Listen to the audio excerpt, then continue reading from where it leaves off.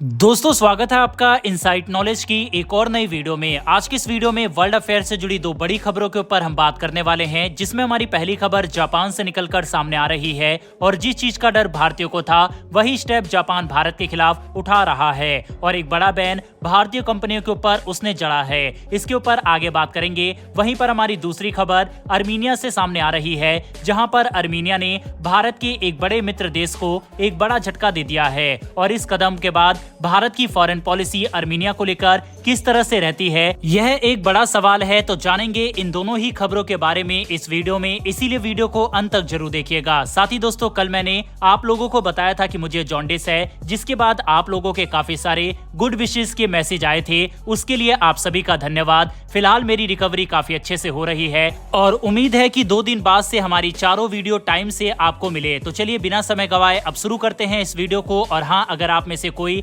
नए व्यूअर हैं तो नीचे दिए गए सब्सक्राइब बटन को प्रेस कर बेल आइकन को दबा ले, जिससे हमारी डेली डिफेंस और वर्ल्ड अफेयर से जुड़ी लेटेस्ट खबरें आप तक सबसे पहले पहुंच सके। पहले बात करते हैं जापान द्वारा भारत के खिलाफ लिए गए बड़े एक्शन के बारे में। दरअसल दोस्तों, जब इटली में G7 समिट का आयोजन किया जा रहा था, उस मीटिंग के तुरंत बाद जापान की तरफ से ये स्टेटमेंट सामने आया था कि हम भारत की उन सभी कंपनियों के ऊपर प्रतिबंध लगाएंगे जो कि रूस के साथ अपने संबंधों को बैन लगने के बावजूद कायम रखे हुए हैं। दरअसल इन सब चीजों के पीछे का कारण यह है कि जापान इस समय काफी ज्यादा रूस और चीन से परेशान है। ये दोनों देश करीब आते जा रहे हैं। साथ ही जापान के टेरिटरी में अपने इन्फ्लुएंस को चीन बढ़ाने की कोशिश कर रहा है। यही कारण है कि जापान इन दोनों से खासा परेशान है, जिस कारण से भारतीय कंपनियों के ऊपर भी जो कि रूस की मदद कर रही है, उनको लेकर जापान ने इस तरह की वार्निंग दी थी। लेकिन दोस्तों, अब ऑफिशियली जापान ने सैंक्शन चीनी और भारतीय कंपनियों के ऊपर लगा दिया है। अब दोस्तों देखा जाए तो भारत और जापान के रिश्ते बेहद ज्यादा अच्छे हैं और आपको बता दें कि पिछले 26 सालों में ये पहली बार है जब जापान ने इस तरह का प्रतिबंध भारत के ऊपर या किसी भारतीय कंपनी के ऊपर लगाए हो। हालांकि इस पर अभी तक भारत की तरफ से कोई भी रिएक्शन सामने नहीं आया है, लेकिन चीन की तरफ से इस पर फर्स्ट रिएक्शन सामने आया है, जिस पर उन्होंने जापान के द्वारा लगाए गए प्रतिबंध को अपोज किया है। अब दोस्तों, जापान ने तकरीबन 11 कंपनियों के ऊपर, जो कि 5 देशों की है, इसमें भारत, चाइना, यूएई शामिल है, इनके एसेट को फ्रीज कर लिया गया है। साथ ही एक्सपोर्ट बैन भी लगाया गया है। वहीं जापान की तरफ से ये स्टेटमेंट सामने आया है कि हम चाहते हैं रशिया के ऊपर जो प्रतिबंध लगे हैं वह और भी ज्यादा इफेक्टिव बने और जो भी कंपनी उनके साथ ट्रेड कर रही है उनके ऊपर बैन इसी तरह से आगे भी लागू किए जाएंगे। अब दोस्तों, जापान के द्वारा लिए गए इस कदम से भारत में भी काफी सारे लोग गुस्साए हुए हैं कि जापान को भारत की कंपनियों के ऊपर इस तरह से प्रतिबंध नहीं लगाने चाहिए थे।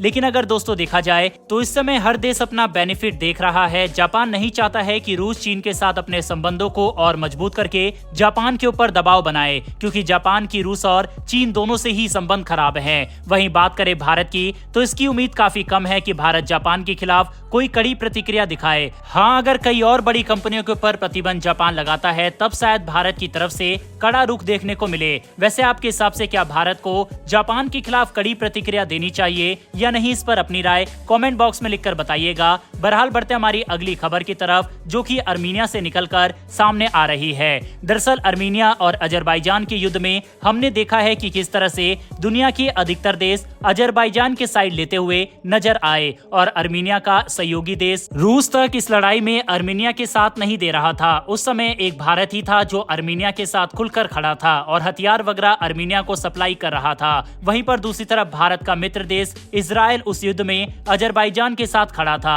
और इसी का बदला अब अर्मीनिया ने इजराइल से लिया है। दरअसल हमास और इजराइल के बीच चल रहे युद्ध के बीच अर्मीनिया ने फिलिस्तीन का खुलकर समर्थन कर डाला है और ऑफिशियली फिलिस्तीन को रिकॉग्नाइज कर डाला है। अर्मीनिया की तरफ से ये कहा गया है कि जिस तरह से सिविलियन को मारा जा रहा है, उसी की वजह से हमने फिलिस्तीन को एक स्टेट के तौर पर रिकॉग्नाइज किया है। अब देखा जाए तो अभी तक अर्मीनिया की तरफ से फिलिस्तीन को एक क्लियर स्टेट कभी भी नहीं माना गया था, लेकिन अब उन्होंने ऐसा कर डाला है, जो कि इजराइल के लिए एक बड़ा झटका है। पिछले 1 महीने में कई देशों ने फिलिस्तीन को एक अलग देश के तौर पर मान्यता दी है। हालांकि अर्मीनिया के इस कदम के बाद इजराइल काफी ज्यादा बौखलाया हुआ है और उसने अर्मीनिया के एम्बेसडर को समन खत्म करने की बात कही है। अब दोस्तों इस मामले में अगर भारत की बात करें तो भारत ने 1947 से ही 2 स्टेट थ्योरी को माना है और इजराइल और फिलिस्तीन दोनों को रिकॉग्नाइज भी कर रखा है। लेकिन काफी सारे देश अभी भी इजराइल या फिर फिलिस्तीन को रिकॉग्नाइज नहीं करते।